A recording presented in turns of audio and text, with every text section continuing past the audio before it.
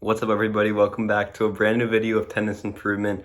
So today I'm bringing you guys a video where I will be talking about the 5 golden rules of tennis. So they're not rules from the tennis rulebook, where to stand, how much time you get between points, etc.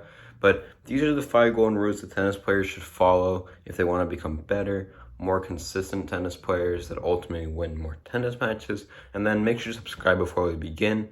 And becoming a better tennis player takes practice, obviously, and dedication. However, knowing what to focus on is almost like a shortcut to success. And if you follow these 5 tennis rules for rapid tennis improvements, you will have a rapid tennis improvement. So let's begin, everybody. Make sure to subscribe and like the video. So rule number 1 is tracking the ball at all times. So in the most aspect of tennis, yet the most neglected by the vast majority of tennis players, is tracking the ball at all times. So I think we all know that, we have to watch the tennis ball properly. And it's the first thing that goes out of the window when we get on the tennis court. And we focus on the opponent, we focus on our own strokes, but we neglect the main thing, to see the ball at all times. So it means that you're tracking the ball coming off the opponent's racket and seeing the ball cross your net, seeing it bounce on your side, seeing it rise up to your strings, and seeing the ball come off your racket. So by tracking the ball properly, you'll hit the ball cleaner, you'll be quicker to react and move to the ball, and better to feel better on the tennis court. And you should be the last person to see where the ball travels. Like when you're in a match, the fan should see it. Your opponent should obviously see it, but you should be the last one to see it, because you're looking at the ball, and then you make contact, and then right after you make contact, obviously you go back up. And then it means that you're tracking the ball coming off the opponent's racket, seeing the ball cross the net, seeing it bounce on your side, seeing it rise up to your string, and seeing the ball come off your racket. And by tracking it properly, obviously you'll hit the ball clean. So number 2 is a sin when playing tennis is holding your breath. So when we hold the breath, our bodies will get tight. They'll get tense, and they'll get tired much quicker than if we're breathing properly. So the ideal way to breathe on the court is to inhale when you're preparing for the shot, and then exhale prior to and during the contact point.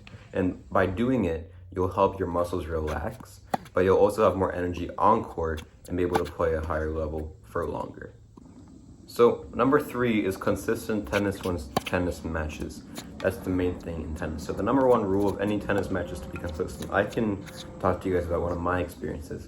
Like when I started one of my academies, I was 40 TR. And I went to my coach, and that's what he told me. He said consistency is the most important thing. I played, now I'm a 6.2 in 2 months actually. So 1, your rating will go up and your ranking will go up. So it's gonna really help you in your USTA as well. So too many players fall victim to the hero syndrome, and they go for too much. They try to blast the ball, they go for the lines. Basically, they defeat themselves by trying to play amazing tennis. Don't be a hero on the court. Just be consistent. And if your opponent breaks down before you, you'll win the match. Golden rule number 4 is eliminate the obstacles. So there are 2 main obstacles on the tennis court: the net and the lines. We can eliminate both by playing with good net clearance and by hitting with good topspin. The net clearance will eliminate the net, and the topspin will get the ball to dip before the lines. So the last and final rule is golden rule number 5. Play the percentages. So on the baseline, this means hitting around 80% of your ground strokes cross court. And by hitting cross court, we have 3 advantages. Number 1 is the net is the lowest in the middle. In singles, the net should be 3 feet in the middle and like 3.5 feet at the single stick. So there's a 6-inch difference. And number 2, we have much more space to hit into when we hit cross court. And if you aim down the line and hit the ball slightly late, the ball will end up in the up in the tram lines or beyond.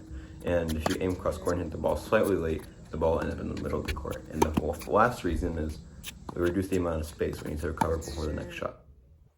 That's going to end today's video. Thank you so much for watching today's video. Make sure to comment down your feedback. I always take good feedback. If you guys like the videos, if you guys want me to work on something, make sure to like the video. If you guys like our streams, I started streaming now. It's like every other day.